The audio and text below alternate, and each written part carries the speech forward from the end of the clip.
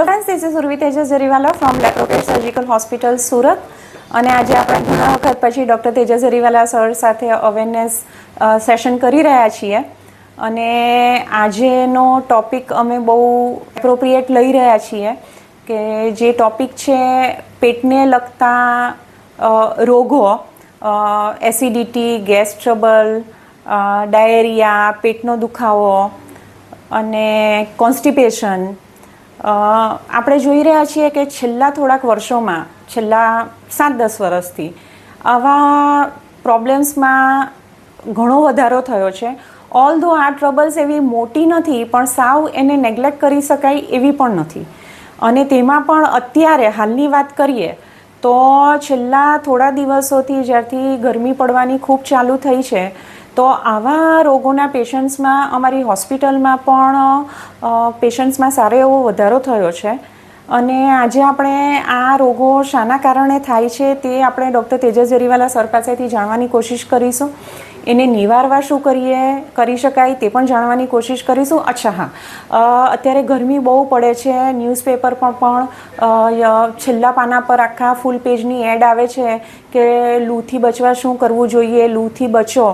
તો એ બાબતે પણ આપણે થોડીક ડૉક્ટર તેજસ જરીવાલા સર પાસે એડવાઇસીસ લઈશું. ઓકે, સો સર, આજે પહેલો ક્વેશ્ચન એ છે કે અત્યારના જે આધુનિક યુગની આ જે બધી બીમારીઓ છે, જેમ કે acidity, gas trouble, stomach infection, constipation, તો આ બધી જે ટ્રબલ્સ લોકોને થાય છે, તો એ થવાના કારણો કયા છે સર, તે આપણે જાણવા માગીશું. મોટે ભાગે જે અમે પેશન્ટ્સ જોઈએ છે કે જેને પેટના દુખાવાની તકલીફ હોય, ઇન્ડાઇજેશનની તકલીફ હોય, ગેસ એસિડિટીની તકલીફ હોય, પાચનની તકલીફ હોય, તો એના મુખ્ય કારણોમાં છે ફૂડ. ખાવાનું તમે શું ખાઓ છો. તમે જો બહારનો ખોરાક વધારે લેતા હોય, ખાસ કરીને તેલ મસાલાવાળો ખોરાક વધારે લેતા હોય, આજના જમાનામાં જે હોટલ અને લારી કલ્ચર વધ્યું છે તેની અંદર જે ચીઝ બટરનો ઉપયોગ થાય છે, બ્રેડ આઇટમ્સનો યુઝ થાય છે, મેંદો ખાવાની જે પદ્ધતિ થઈ છે, તે બધાને કારણે ખાસ કરીને આ જે ગેસ એસિડિટીની બધી તકલીફો છે તે વધી છે. આ સાથે જ નોકરિયાત વર્ગ કે ધંધાદારી વર્ગ, એ લોકો ખાવાના સમયની કાળજી નથી રાખતા. કોઈ દિવસ કે ભાઈ અમે 10 વાગે જમી લીધું, કોઈ દિવસ 12 વાગે જમી લીધું, કોઈ દિવસ 2 વાગે જમી લીધું. તો આને કારણે પણ આ બધા રોગોની સંખ્યા વધી રહી છે.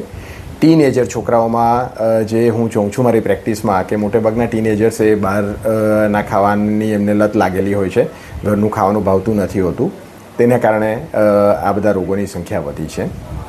આ સિવાય જો અમે પ્રેક્ટિસમાં જોઈએ તો વ્યસનને કારણે તમાકુ છે, આલ્કોહોલનું વ્યસન છે, સિગરેટ સ્મોકિંગ છે, તે બધાને કારણે પાણી દિવસ દરમિયાન ઓછું પીવાતું હોય તો એને કારણે પણ ડાયજેશન પ્રોપર નહીં થાય. તેને કારણે અમુક લોકોને દુખાવાની કે એન્ટિબાયોટિક્સની દવાઓ લાંબો સમય ચાલી હોય તેને કારણે, અમુક લોકોને કોઈક પ્રકારના બેક્ટેરિયલ ઇન્ફેક્શનને કારણે આ બધા રોગો વધેલા હોય તેવું જોવા મળે છે.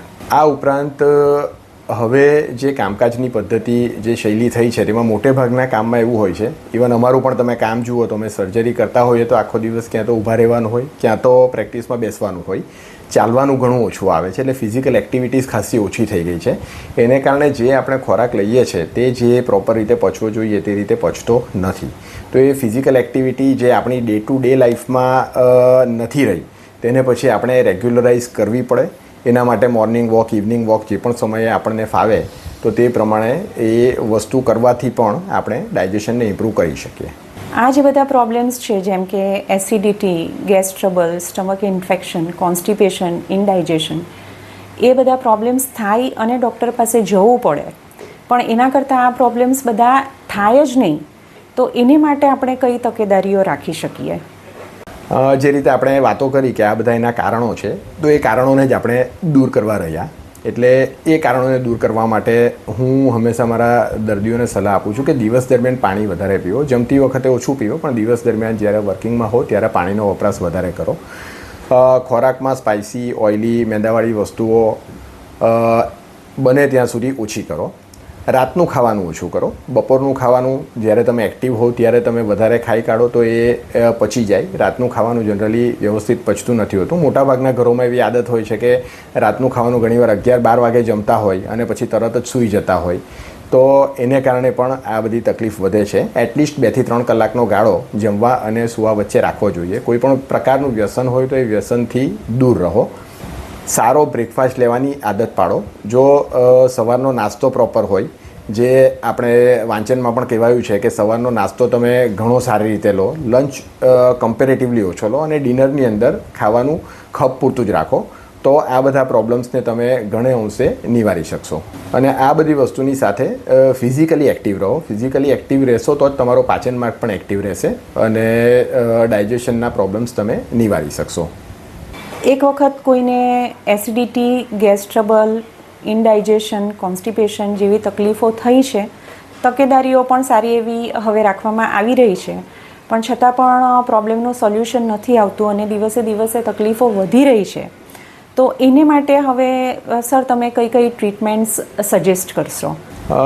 જો આ બધા ગેસ એસિડિટીના પ્રોબ્લેમ્સ થતા હોય, ઘણા સમયથી થતા હોય અને એ આ બધી આદતો બદલવાથી પણ આરામ નહીં થતો હોય, તો પછી તમારે ડૉક્ટરને મળવું રહ્યું. એઝ એ હું એક પેટ રોગનો નિષ્ણાંત છું, તો અમે રેગ્યુલરલી આવા પેશન્ટ્સ જોતા હોઈએ છીએ. જે લોકોએ ઘણો લાંબો સમય કાઢી નાખ્યો હોય કે આ તકલીફ થાય છે અને ડૉક્ટરને નહીં બતાવ્યું હોય અથવા તો આ બધી તકેદારીઓ નહીં રાખી હોય, તે લોકો પછી લાંબે ગાળે એમને આ બધી હેરાનગતિઓ વધતી જાય છે. એટલે અમે કહીએ છીએ કે જો તકલીફ વધતી હોય તો ડૉક્ટરને બતાવો. એના માટે ઘણી બધી મેડિસિન્સ આવે છે. એસિડિટીની પણ હવે જાત જાતની મેડિસિન્સ આવે છે. કબજિયાત થઈ હોય તો એને ઇમ્પ્રૂવ કરવા માટે પણ જાત જાતના પાવડર્સ, જાત જાતની મેડિસિન્સ આવે છે. એ અમે પેશન્ટને જોઈ અને નક્કી કરીએ છીએ કે કયા પેશન્ટને કઈ મેડિસિનથી વધારે સારી રીતે રાહત થઈ શકે એવું છે. આ સિવાય પાચન ઇમ્પ્રૂવ કરવા માટે પણ હવે તો ઘણી સારી મેડિસિન્સ અવેલેબલ છે. પરંતુ હા, હું એ કહેવા માંગીશ કે આપણે મેડિસિન્સ લઈએ અને સારા થઈએ એના કરતાં તકેદારીઓ રાખીએ અને આ બધી તકલીફો આપણને આવે જ નહીં તેનું ધ્યાન રાખીએ તો એ વધારે સારું. હવે આ ડૉક્ટર પાસે આપણે આ બધી તકલીફોને લઈને જઈએ તો એને માટે કોઈક રિપોર્ટ્સ કરવાની સર જરૂર પડી શકે ખરી? હા, આ બધા જે પ્રોબ્લેમ્સ થતા હોય છે, જો એ ઘણા વખતથી થતા હોય તો બેઝિકલી મોટેભાગના ડૉક્ટર્સ એક સોનોગ્રાફીનો રિપોર્ટ તો કરાવે જ, કારણ કે ઘણીવાર આ બધું થવાનું કોઈ કારણ નથી હોતું, પરંતુ કોઈક વાર આવું થવાનું કોઈ કારણ પણ હોય છે.